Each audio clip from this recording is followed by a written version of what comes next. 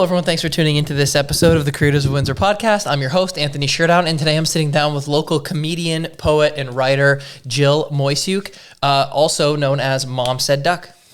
Thank you so much for having me, Anthony. You nailed my last name. Did I actually get it? Congratulations. That was awesome. It's always like when they're hard to pronounce, and then it's even harder because like you're in the moment, and it's like shit, like say something completely That was wrong. awesome. Thanks. Yeah, no problem. I've seen you around for a long time. How long have you been doing Mom Said Duck for? Yeah, so I kind of officially launched it after about 6 months of behind the scenes work. I officially launched it on the Friday of Mother's Day weekend in 2020. So 6 years this Mother's Day weekend. That's very fitting. Mm-hmm. Did you start working on it like right when the pandemic hit, or were you already working on it before? So I was working on it before, and I launched it during the pandemic, because it was 2020. A lot of people thought that I started it because of the pandemic, but I was working on it before the pandemic. Yeah. Gotcha. Yeah. So I don't know. You probably don't know the story. Not many people do. So kind of how Mom Said Duck came to be was that. I had kind of like a white picket fence type of a situation going on. My husband and I had a little girl, had a baby. I was working for one Fortune 500 company, returned to work after my maternity leave. A headhunter reached out to me to see if I would interview for another Fortune 500 company in the city. I decided to interview with them, got the job, worked there for a couple of years, kind of felt settled in, made sure that my career felt right and felt good before I went off to have another baby. So there was actually a longer stretch between our kids than we sort of anticipated because I wanted to kind of feel solid in my new role. Yeah.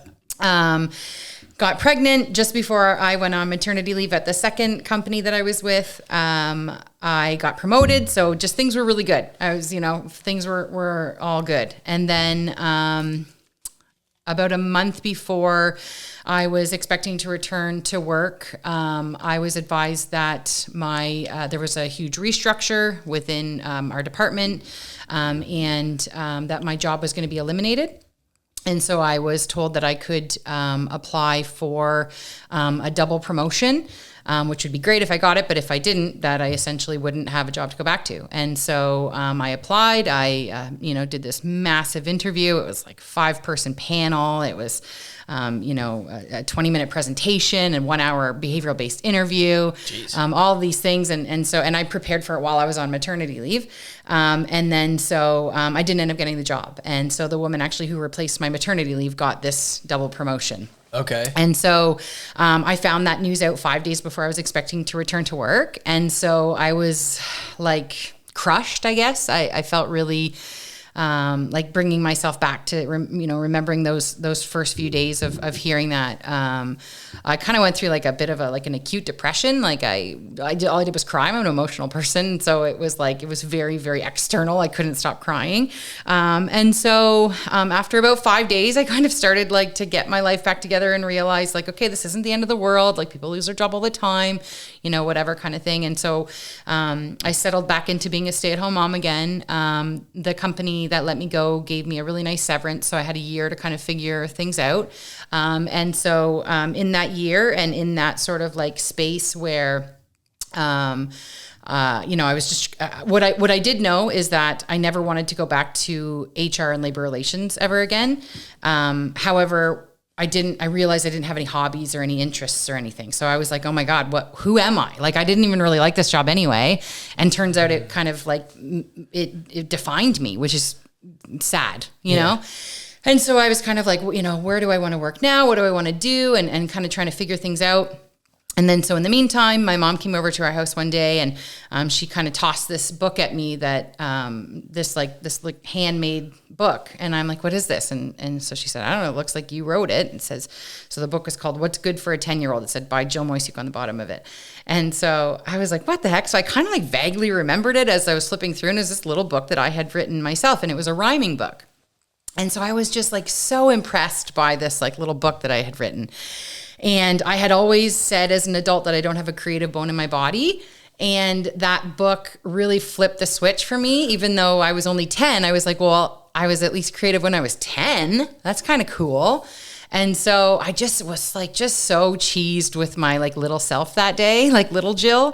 And so I kept, I had 2 little kids at the time. And so I would like lock myself in, bedrooms and bathrooms just to kind of sneak another read without someone sort of tugging at me. And I just kind of became obsessed with that book that day. And so the very next morning, and again, it was a rhyming book. So the very next morning, our son, who was a toddler at the time, came into our bedroom, and they always go to mom's side of the bed. And so I pulled him in bed between my husband and I, and he was falling back to sleep, and I was massaging his toes. And I remember thinking, I wonder if I can come up with a little rhyme about his toes or his body or whatever, like I had in that book that I had read yesterday. And then so right then and there, I ended up kind of writing this poem in my head about him. And I thought, oh, that was pretty cute. That was pretty good. And so I thought it was pretty clever. And so I wrote it down on my phone, grabbed my phone and jotted it down. And then my husband woke up and I was like, hey, listen to this thing that I just wrote. And so I was like, what do you think? And he's like, it's cute. And I was like, well, it's all the validation I needed, because I just read that poem to like 1,000 people in the next like 2 weeks. I just couldn't stop reading it. I just loved it. I was just so proud of myself. I'm like, what? It turns out I'm creative. And so after that sort of dopamine hit wore off, I guess, I was like, okay, I want to try this again. I want to see if I can do this again. And so I did it again, and then I did it again and again and again. And it became this like cathartic experience for me that at a time where I needed it the most in my life, where it was a really kind of sad, dark place for me. And so I realized after I had written a handful of them that they had a couple common threads. One was that they were all about being a mom, motherhood. And 2, that they were either sarcastic or they were really sweet. And so I thought that was like, not only is that my personality, I'm mostly sarcastic, a little bit sweet, but also I think it sums up motherhood really well too, that mostly motherhood is chaotic and wild and crazy and overwhelming and all of these things, but there are so many sweet, tender moments tucked in there too. And so I just thought, wow, this is really cool. Like, this came from my mom. It's about my kids. And it was just like this really kind of like fun thing that life didn't seem so bleak anymore. And so when my severance was ending, my husband and I, my mom came to our house and she was going to babysit our kids for us. It was just before Christmas. And so she was, go do some last minute Christmas shopping. It was when Moxie's was still This was small. in 2019? This was in 2019. Okay. Yeah. And so she said, so we went to Moxie's and grabbed a drink instead of going to do Christmas shopping like mature adults. And so we were sitting there and I said to my husband, I was like, what am I going to do, Brad? Like, what do I do? I don't know what to do next. And so he said, well, why don't you like pursue these mom poems that you've been writing? And I said, I don't know what you mean. And he's like, I don't know. People are doing crazy shit all the time on the internet. Why don't you like see if you can kind of turn it into something? And so I was like, I never thought of that. And it was just kind of a fun thing. And I said, okay, so how? And he's like, well, funny enough, I met this person at my gym who refers to themselves as a creative coach, and they take small creative ideas and turn them into businesses. And I'm like, what? I still to this day, I've never met anyone who does anything like this. So I'm like, okay, that sounds like way too perfect. So I said, okay, well, I'm going to meet up with this person. So we met up, funny enough, at Anchor Coffee House, where I would come to work 3 years later. But so we met up that day, and over lattes, we talked about, what I was doing and all that kind of stuff and the whole story about it. And then they asked if they could read, one of the poems. So for whatever reason, I gave them the poem Poo Diapers. And talked about corn and my kids' poop, and they were just like belly laughing, like head tilted back laughing, and they were like, "Okay, you have to do something with this. Like, it's really clever, and the mom market is huge. Like, you can turn this into something." So I thought, okay, well, I still don't understand what that means. So they said you need to create a website, you need to create a newsletter. You have to promise people that you're going to show up every week or whatever it is in your newsletter, and then come up with a fun, funky name that you think suits your new brand. And so I did those things. I reached out to everyone, and on my Facebook, friends and family. Created this website, and in time I sat with it for a long time and thought about the name, and so I thought. I wanted to have a swear word in my brand name because it's super sarcastic, the stuff that I write. And so I came up with Mom Said Duck. So if you've ever typed the F word into a text message and it autocorrects to duck, that's where the name comes from. Yeah. And then, so I put out a bunch of poems. My first poem, Mother's Day weekend, 2020. Did that and then wrote, and then so during the pandemic, the poems kind of became like a thing for me, but also for the moms that had signed up for this free newsletter. I got a lot of messages saying, I really look forward to this every Friday. I don't have anything to look forward to in the pandemic, so it's really nice to have this. So I thought, that's really cool. So I was just writing these and sending them out and getting really good feedback and stuff, but kind of didn't really think much of it other than that. And then I kind of realized, though, that writing them is harder for me than saying them. I really love to say them. And so I thought, everybody's starting a podcast even during the pandemic, so I'll do that too. And so I started a podcast. You can hear my poems on anywhere you listen to your podcast. And so that was really cool. I love recording for the podcast. But I realized over time as well. And you put that out, sorry to interrupt, you put that out every Friday still, right? Not the podcast, but the poem. It's been it'll be 6 years, I guess, Mother's Day this year. But every Friday I show up in your email inbox. Yeah. Cool. So, at first it's called Fresh Poem Friday with Mom Said Duck. And at first it was a fresh poem every single Friday, but it became way too much to write a new poem every week. So I tease myself and say that it's a frozen poem a lot of times. But I have 100 poems, about 100 poems. And so, in any case, even if I'm sending out a frozen poem, I'm able to sort of edit it again and that kind of thing and just make it tighter and stuff. And every time I do, every week that I do this, there's always something new going on in my life. So there's a blog that goes along with it, the blog and then the poem. So I've been doing that for the last almost 6 years now.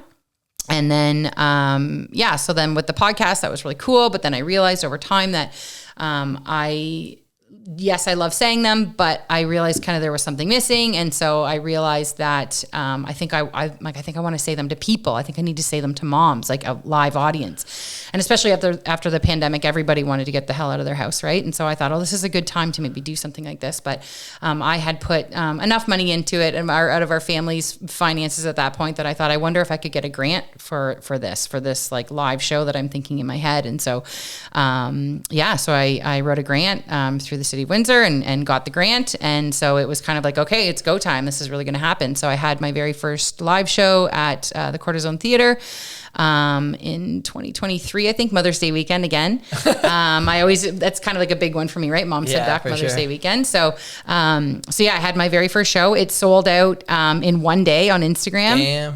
Yeah. And so, and then the show itself was, you know how you, like when you you have a plan in your head and then you're like, okay, it's probably not going to go exactly that way, but but it was like the plan, the idea, the vision was crystal clear in my mind, and then it played out exactly as I imagined it that day, which was really cool.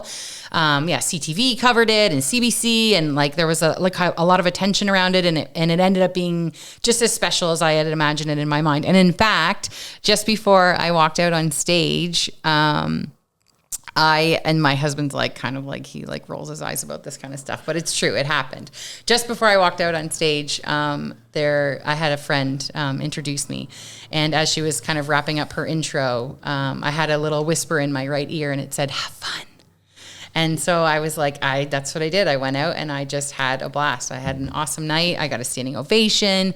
There was an intermission, and it was just like, there was drinks and giveaways and just awesome. And then sorry, go ahead. No, you're good. I was going to say, what did the show entail? Like, what did you do on stage? How long was it? Yeah, it was 2 hours. Wow. That's a long time. Yeah. It was 2 hours long. And I read my poems. Read your poems for 2 hours. I have so much material. I have probably 6 or more hours of material. So I read 2 hours of the material, and they were just really well received. And then throughout the evening as well, I do giveaways at my shows because it's just me up there for so long. So I want to give people something else to sort of look forward to and whatever. So it was awesome. And then I was like, okay, that was awesome. I got to see if I can do this again. I love Christmas. Let's do a Christmas show. So I reached back out to the Corda. they were happy to have me back. So I did a Christmas show at the Quarter. That one sold out. I doubled the capacity for that one. So that one was 100 people. The first one, I only wanted 50 for some reason. So I did 50, then 100. And then my third show was at Anchor Coffee House, where at that point I had started working. And so I had a Mother's Day show there last year. And it was kind of more of like a matinee type of a show, a little more not so saucy, I guess you could say. And so that was lovely, that show. But I realized after having done that one that I love being on the stage more than anything. So I was like, okay, I got to set my sights higher. I want to see like what the next stage could be. So I looked at the Capitol Theatre. They have two theaters there, the Kelly Theatre and the Pentastar. And so I booked the Kelly Theatre. And then that show was September of last year. And that one sold out in 10 days. Damn. Yeah. How many people was that? That was 200. Okay. Yeah. So that one sold out in 10 days, and that was an awesome show too. I had an opener, a mom comedian named Jen Richardson, and so it was awesome. It was just a great show. Another standing ovation. It was just like the energy is like palpable. It's just so fun. Everybody's got like a cocktail in their hand, and like I squeeze these rubber duckies and throw them in the crowd for the prizes, so people squeeze them, whatever. And so it's just kind of there's a lot of banter throughout the evening and stuff. There's a lot of like chit chat with the audience and stuff. So it's just a really fun night. And then, that show was awesome too. And so I reached back out to the Capitol again, because it's my favorite theater in the city. And I was like, okay, I want to get on that big stage. I want to get on the Pentastar. So they had one date that worked. And so I'm like, let's do it. So I have my next show. I'm actually going to be announcing it in 2 days on Friday on Instagram.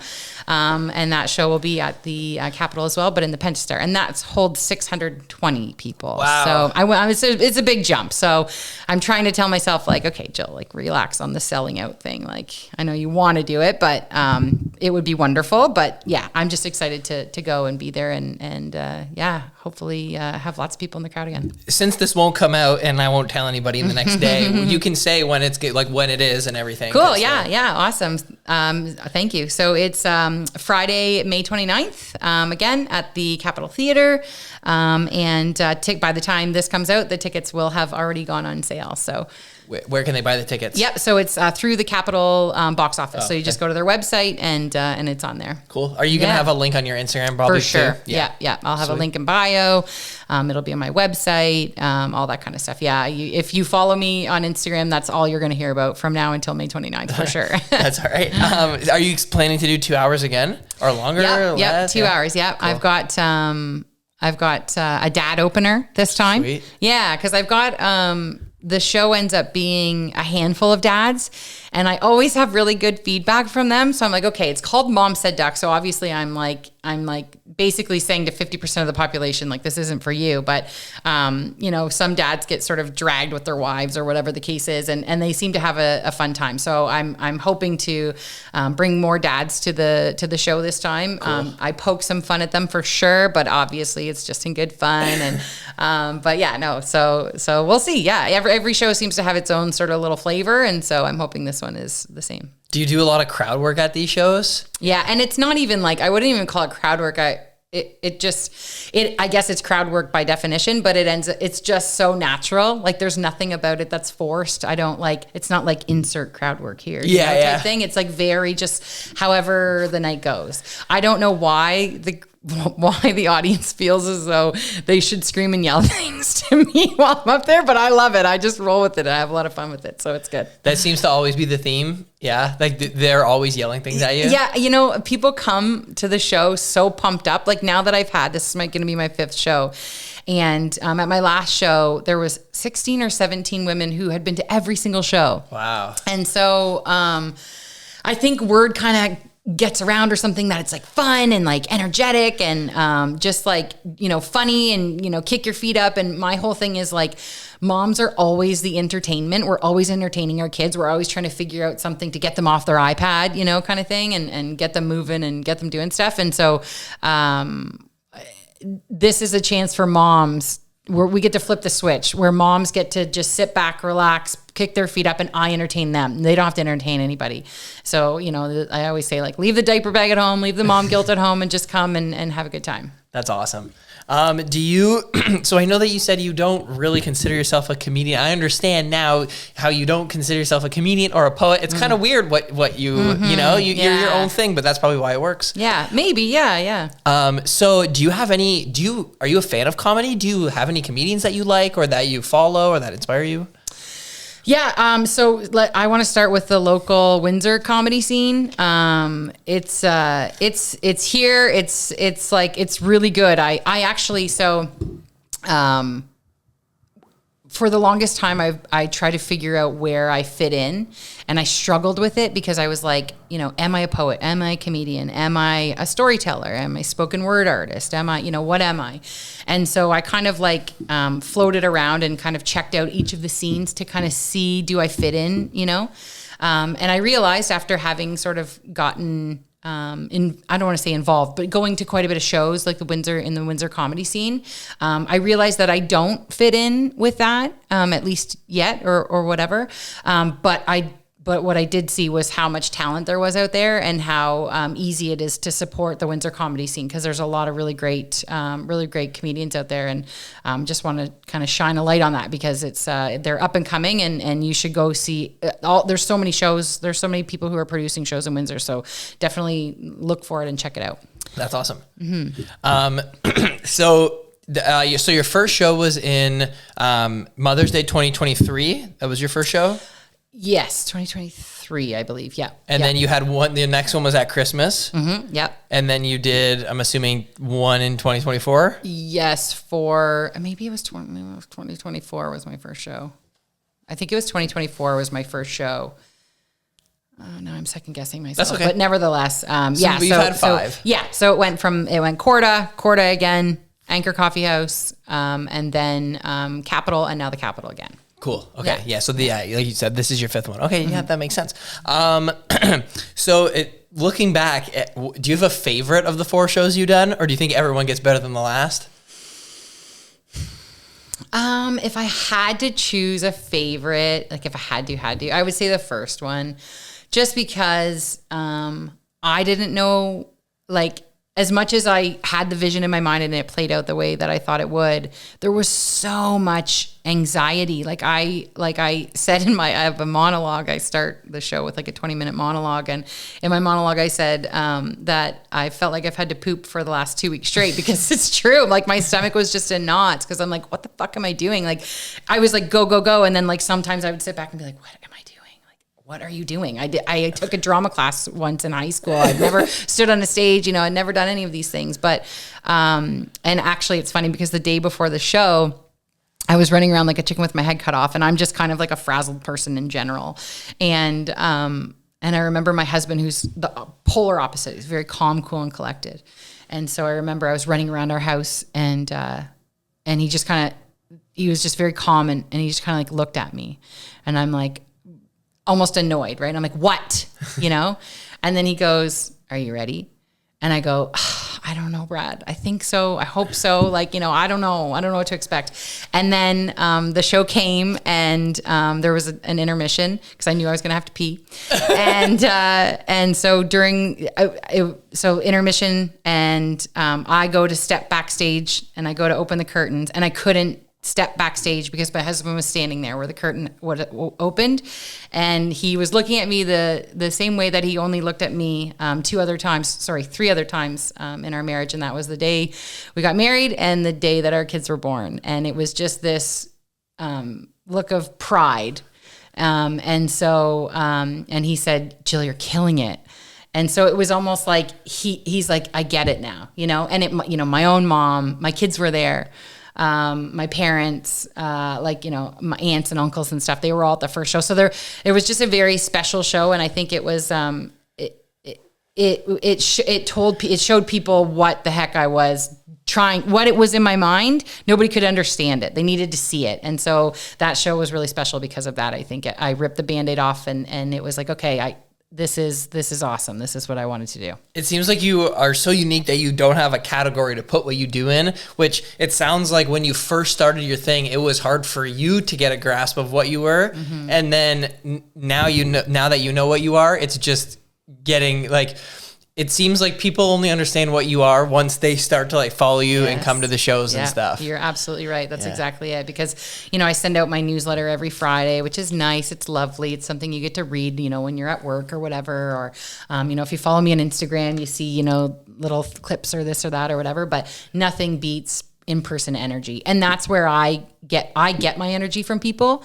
And that's, you know, when I worked at Anchor Coffee House, I would laugh. I would come home and like, you know, at the end of the shift, some people would be like, oh my God, I have to talk to one more person today. I'm like, I could talk to 5 million more people today, but that's just like, that's where I get my energy from. So, this all sort of made sense. Like it all was a very serendipitous, experience. And I've always loved public speaking. So it was like, I had written all these poems and I loved public speaking. So I was like, well, why don't I just marry them? It took a long time for me to sort of figure all of that out, but it all kind of eventually fell into place. Yeah, I think great things don't happen in just one idea, or else it wouldn't be a great thing, because it's easy to have one idea, but to have all these multiple ideas and then put them together, and then it just kind of snowballs, and then you're your own unique, weird little thing. Yeah, it is. It is a weird, unique little thing. And for the longest time, like I think I said, like I struggled with that, because I'm like, oh, I just want to have somebody to look to. Like I have nobody to look up to, you know. I like, my husband's an architect, and I'm like,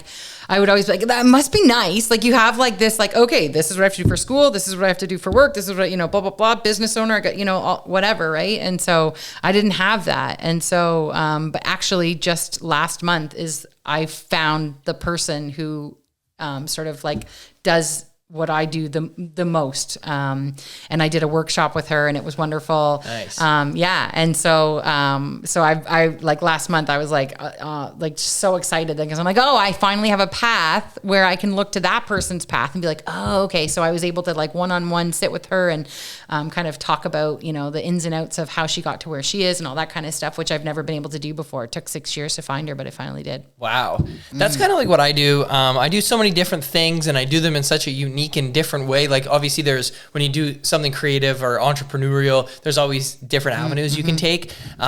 So yeah, sometimes, like you said, it is hard when you're looking for inspiration to what's your next thing. Sometimes I take a little bit from multiple people and put it together, you know. That's kind of works best like that. Yeah, for sure. Yeah. So obviously this is all you're focused on until the end of May. Do you know what you're going to do after that? Like what's the next plans for the rest of the year? Yeah. So, what I think I'm going to do, it's what I think I'm going to do. Things change, right? But where my headspace is right now, and what I think kind of makes the most sense, and ChatGPT tells me that I'm on the right track. My BFF chat, that I am going to try to book some other small theaters in different cities, and try to sell out those theaters in other small cities.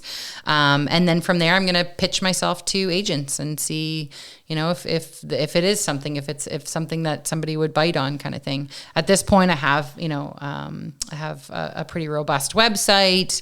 I've got several sold out shows. I have quite a bit of media coverage. I have a newsletter, a really loyal following. It's, my niche is moms, which is like a great market. So I'm like, okay, I think that maybe, it's something that I could pitch in a year or so if I kind of follow this path where I can sell out in other cities as well. So that's kind of the new path, because it's all unraveling as I go. Yeah. Right. So that's kind of the one that I've been sitting with the most, and I'm like, yeah, I think that makes the most sense. And you know what, at the end of the day, if it doesn't, if I don't get noticed, if I don't get picked up, or, I don't know how any of that stuff works.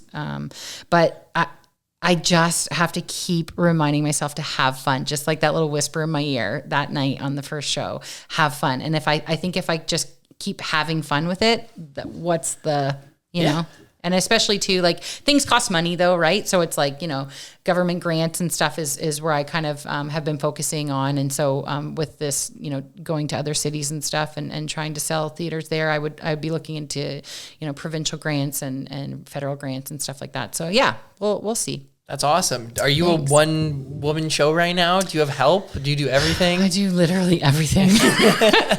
That's why it's what people are like, one show a year or 2 shows a year. I'm like, you have no idea how, first of all, how much goes into it behind the scenes. But it's so exhausting, like mentally and physically. Like that night of the show, I always go out after, and there's always an after party after my show, because there's no chance I'm sleeping until like 5 a.m. Like I just can't. I'm just flying. I'm so like, my energy's so high. So I just succumb to it and go, okay, well, I may as well just have drinks and have a good time for the rest of the night until I can, kind of start to come back down to reality. So it just takes a lot. It takes a lot out of me, but in a good way. I believe you. Yeah, I'm sure it's a lot. Yeah, even the things you love can be. Oh yeah, it's still work. Exhausting, and I was saying like the winter's my slower time. I did a ton of traveling this winter. I was just here and gone and here and gone and here and gone. And that sounds amazing, but I'm like, I'm so tired and I don't want to go anywhere else, and I'm just staying home. And people are like, oh, how hard it must be. And I'm like, well, I know it's obviously super fun, but it is really tiring to travel around so much, Yeah. I'm pooped. Yeah. No, yeah, it's true. But it's nice because it makes me like enjoy being at home, and it brings you back. Yeah. It's good. Yeah, absolutely. So how do you write your poems? Where do you write them? How long does it take you to write them? I don't know. Just talk about writing them. Yeah. Each one's kind of different. And how, so like a lot of times what will happen is like, if there's like a recurring thing that kind of keeps popping up. So like, for example, mom guilt, moms everywhere across the planet have mom guilt. I joke and say, like, from the second you pee on the stick and it turns blue and you're like, oh my God, what did I drink last weekend? Right. Or, that kind of like literally instantly, am I taking prenatal vitamins? Like, like instantly you're like, oh my God, I'm not taking, so you feel guilty, and it starts right from the get-go, and that just doesn't happen for dads. And so, so things like that, where it's like this like recurring theme that keeps coming up in my own mind. I realized, or I learned, that if I'm having that feeling, chances are there's a lot of other moms out there that are having that feeling too. And so that's where most of the sort of inspo comes from, I guess. And then, it depends on each poem. So one poem I might write it in a couple hours, and another poem I might take, a couple weeks, and another poem, I've got a couple that are sitting there and they just can't finish. I just can't finish them for whatever reason. So they're just kind of all over the place. How long are they usually? Yeah, they're about 2 to 3 minutes. To read it straight through. Yeah. Okay. Yeah. Nice. What do your newsletters look like for people that maybe want to sign up for? Yeah. So I always say they're free and fun, or it's free and fun. And so, it's called Fresh Poem Friday.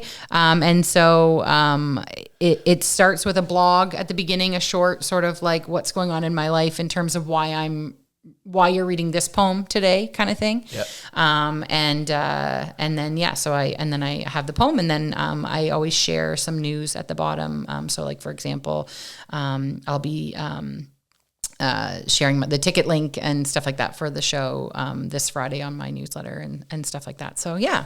And you just send it out via email? Yep. Does it direct them to your website? Is that where the newsletter is, or no? No, it's not. You can access the newsletter on my website. Yeah, but no, it goes right to your email inbox every Friday. Cool. Yeah. So you have to sign up for it like individually, I guess. Nice. That's awesome. Yeah. So you said sometimes they're funny, but sometimes they're sweet. What do you think is more?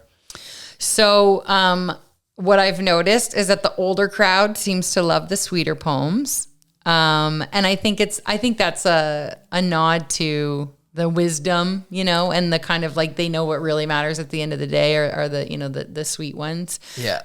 But the bangers, I guess you could say, the what do you call that? Like, I don't want to say one hit wonders, but like, like the hits. Thank you. Yeah. The hits are always the saucy ones for sure. Yeah. Yeah. When you're doing your shows, are you reading the sweet ones too? Yeah. You're doing everything. Yeah. So I weave those in. So I'll kind of like, I was just rewatching my footage from the last show, and I was like, we're going to slow things down like it's a grade school dance. And then, and then I'll kind of throw in a couple sweeter poems. So, okay. Yeah. I'm very curious to see. I want to come to your show. Oh my God. I would love to have you there. Do the 30-year-olds that don't have kids ever go to your shows? No, seriously. Yeah. No, there are. And I mean, it's like mostly. I would definitely bring my wife. Yeah. Awesome. Yeah.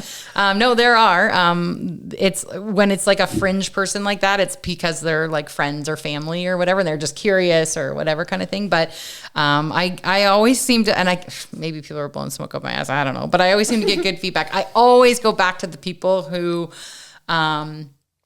wouldn't, you wouldn't expect to be there. So like yourself, for example, I would probably reach out to you after and be like, okay, be honest. What'd you think? Like, what did you like? What did you not like? What, like that kind of thing. Yeah. Cause I'm curious. Right. So, cause I want it to be for everybody. I want you who doesn't have kids and you're a man, I want you to belly laugh too. Like I want everybody in there to belly laugh. And so that's my goal. That's my hope. So, if I can do that with somebody who, it doesn't, you wouldn't expect to sort of fit into that, then I think that I've done my job. Yeah. No, that sounds great. What day of the week is your shows? Or your shows? Always usually? Friday. Always Friday. Yeah. Yeah. Cool. Yeah. Fresh Poem Friday. Friday's my favorite day of the week. I got a pep in my step every Friday. I always have. And so, I just do everything on Fridays. That's a good day. That seems like that makes sense. Yeah. I always say I start mom's weekends off with a giggle with the 10 a.m. on Friday, my Fresh Poem. So that's what time it comes out at 10 a.m. Mm-hmm. Nice. What is actually, let's talk about this first. I saw all over your Instagram, the Legacy Makers thing you were a part of. You went to Miami to be on a TV show. You can talk about that. Yeah, so for sure. What was it all about? Yeah. So, so I kind of did sort of like a casting type interview with this show that was going to be coming out called Legacy Makers, and so they asked me to be part of the show, and so so my family and I flew to Miami and was in this really cool studio, and I was able to record my episode. It's a whole episode that is dedicated to my Mom Said Duck journey, and so it went through several edits that I was able to be part of the editing process. And so the last edit just went back to them, I'm going to say about 2 weeks ago now. And so they said it's going to be any time now. So just to kind of keep an eye on my email and on my Instagram and stuff, and it will be released sooner than later. How long is it?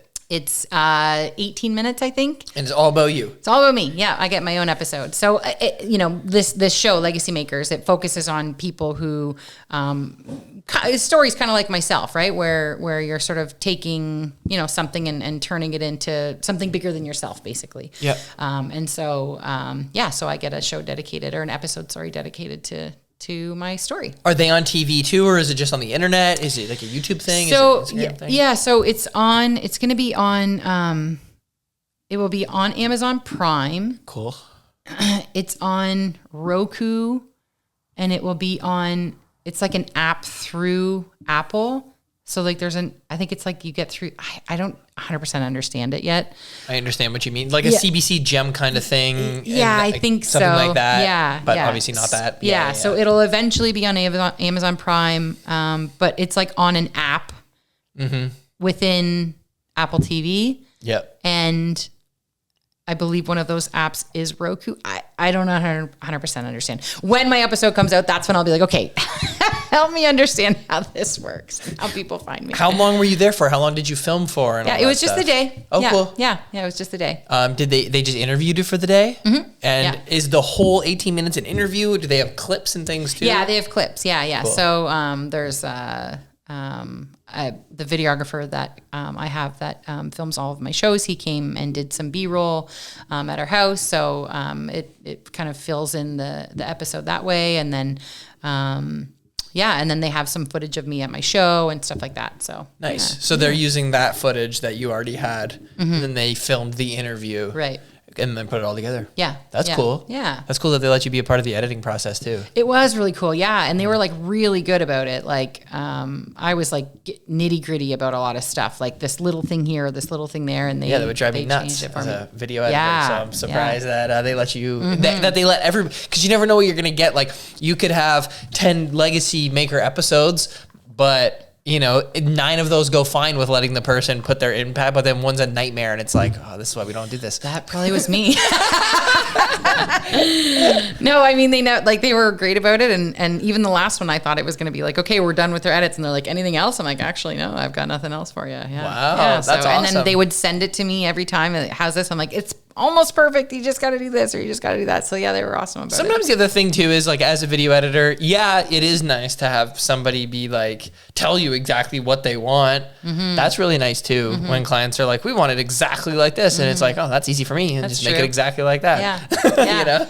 Yeah. So yeah, no, you're right. I guess the only time I guess it would be annoying, I guess, is when they say they want it one way and then you do it that way and then they want to change it all. Yeah, that would be super annoying. Yeah. No, I don't think I'm annoying like that. No. I guess I've never really dealt with that either. Maybe it's just like a fear. Like It could happen. Yeah. Don't manifest that. Yeah. So what is your ultimate dream for Mom Said Duck? Like, where do you want to be in a couple years? Sorry to put you on the spot. No, that's okay.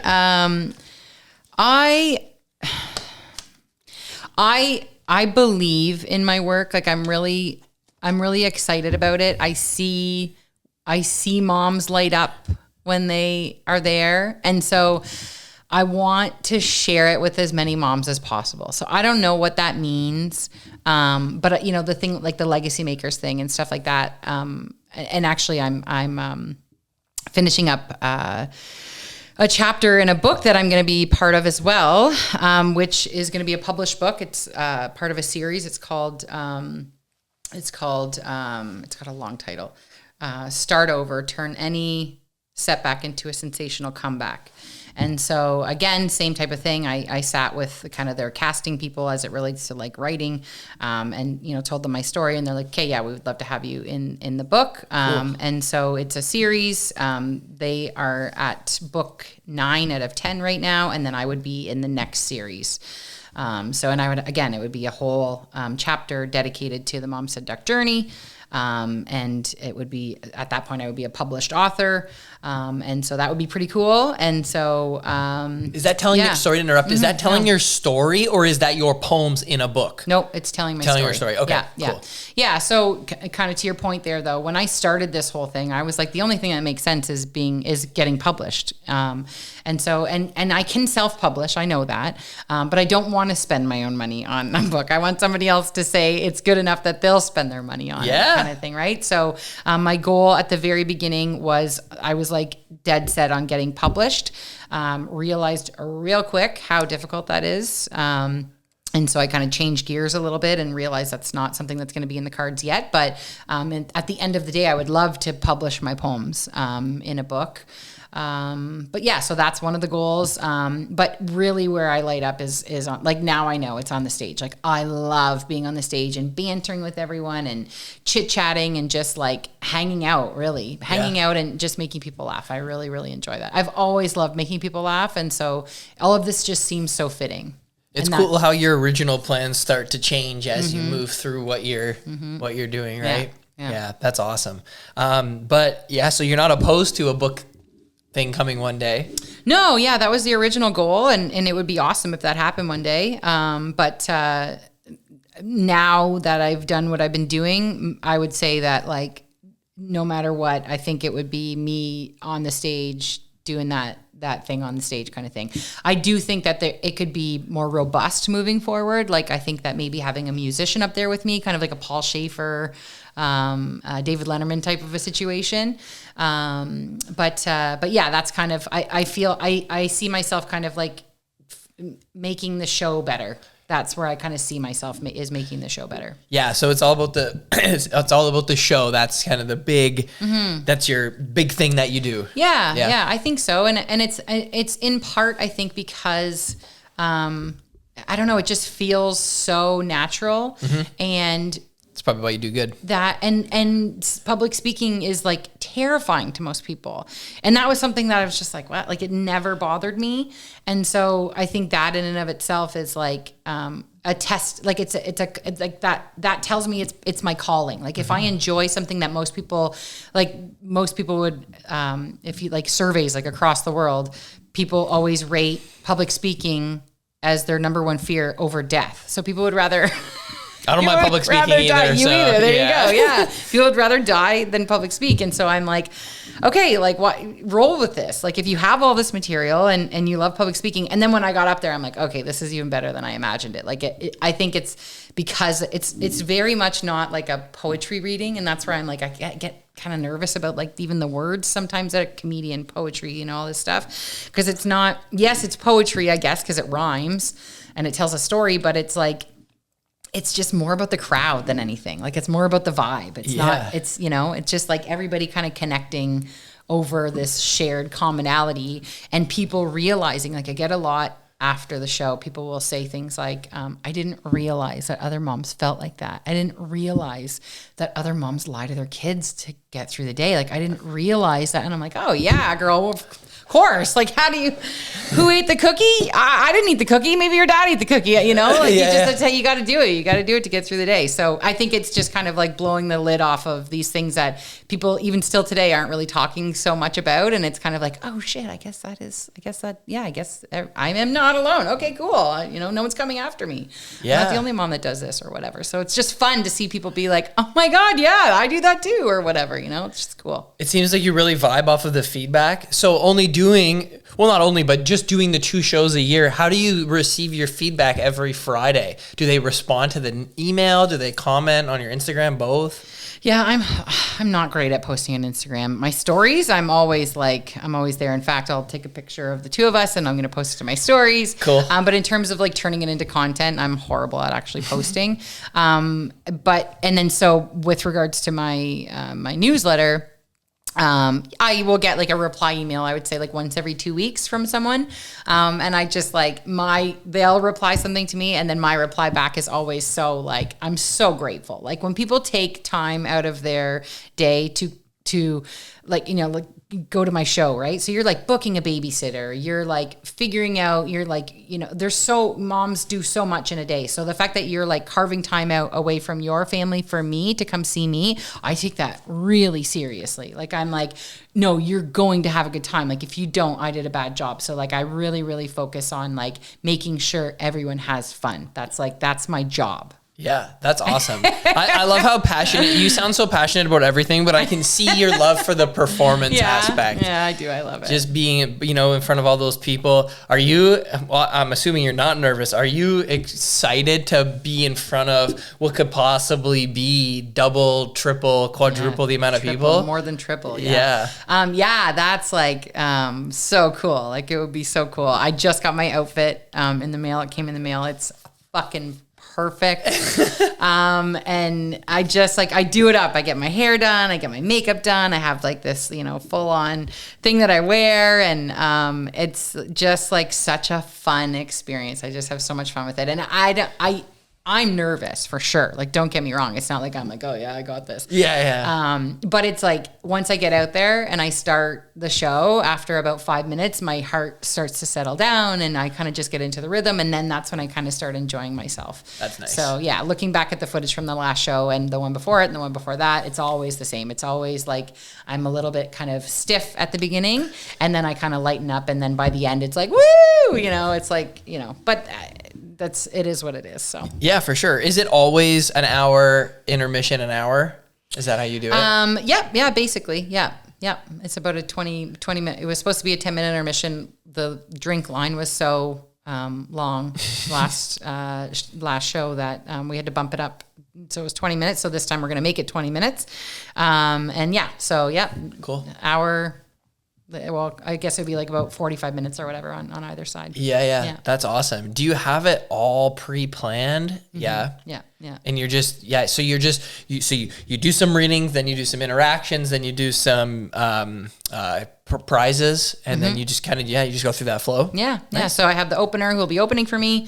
I'll come out, I'll, do my monologue, I'll do a few poems, I'll do a few giveaways.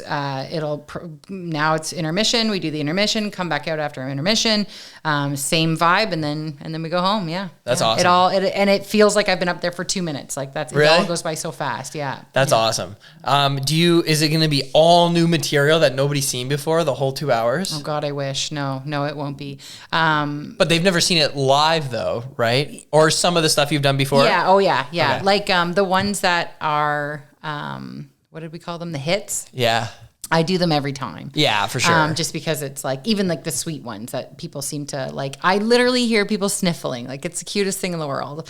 So I can't not say those ones. I have to say those ones. Yeah, no, that makes sense for sure. But I usually throw in like a new poem or two for sure to keep it fresh. But it's most people's first time every time. So luckily they're kind of seeing everything for the first time. Like I said, the show has its own vibe no matter what. So these women who are coming back, you know, they don't care to see something new. They just want to see it again. I think they just want to be part of the whole like atmosphere. It's like you're watching a movie. Kind of yeah. You're like watching Dumb and Dumber over and over again or whatever, right? It's my favorite movie.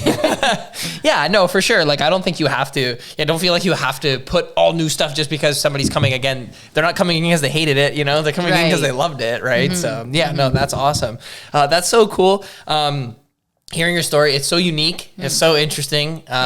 We can't even still like I after talking to you for an hour, I still can't really describe what you do. So that's actually probably cool, right? I know. It's that blue ocean theory, right? Like, my husband was reading that book at one point. And he's like, no, this is a good thing, Jill. This is a good thing. You don't really fit in. This is where you want to be, you know? I'm like, okay, cool. So, I'm just rolling with that. And again, I always, every time, because don't get me wrong, 6 years, more than 6 years, because 6 months of behind the scenes stuff too. So it's been there's a lot of long days. I mostly didn't get paid for anything I did until the last couple of years. And so it's really digging deep and finding, a reason to kind of keep pushing forward with something that, doesn't have a payday or doesn't have any like accolades or anything like that. Right. So, I ever since that sort of have fun whisper in my ear, I'm like, I always go back to that. I'm like, if I'm not having fun, what's the point? I have to have fun. So I try to have fun with it, whatever it is at the time. I'm sure some weeks and some days it's not fun, but as long as it's fun at the end of the day. That's it. You're absolutely right. Yep. Yeah. No, that's it. And I couldn't imagine not doing it at this point, that's awesome. So quitting is like not an option. Like, I just if I quit I would be so sad for myself. So I'm not there yet. I hope I'm never there, but I'm definitely not there yet. So I've got more fire in my belly. How old are your kids now? Yeah, so my daughter Violet is 12 and our son Edison is 8. So does most of your inspiration come from them and being their mom? Yeah. Is that where all the poems stem from? Almost all of them. Like, every once in a while somebody will be like, hey, there's this thing, like, can you write a poem about that? And then I'll think about it and I'll go, okay, well, that's never happened to me, but I bet that's happened to a lot of people. So 9 times out of 10 though, it's from my own kids. Yeah. Yeah. I guess having a boy and a girl, you can get, and having two at the same time, you see a lot of situations and you get a lot of inspiration. So pretty much most of your things that resonate, would you say, are just like, it's funny because it's true and they can relate to it? Yeah, actually, that's a really good way to put it. Yeah. That's awesome. Yeah. So can you tell everybody where they can follow you and how to sign up for your newsletter and do all that stuff? Yeah. So I'm on Instagram at momsaidduck. My website is momsaidduck.com. Soon you can go to the Capitol Theater to get tickets to the show. And then my newsletter is always in my link in bio. It's free. It's fun. And like I said, I show up in your email inbox every Friday to start your weekend off with a giggle. Okay, awesome. Well, thank you so much for coming on. Oh my God, thank you so much for having me. And thanks for watching, everybody.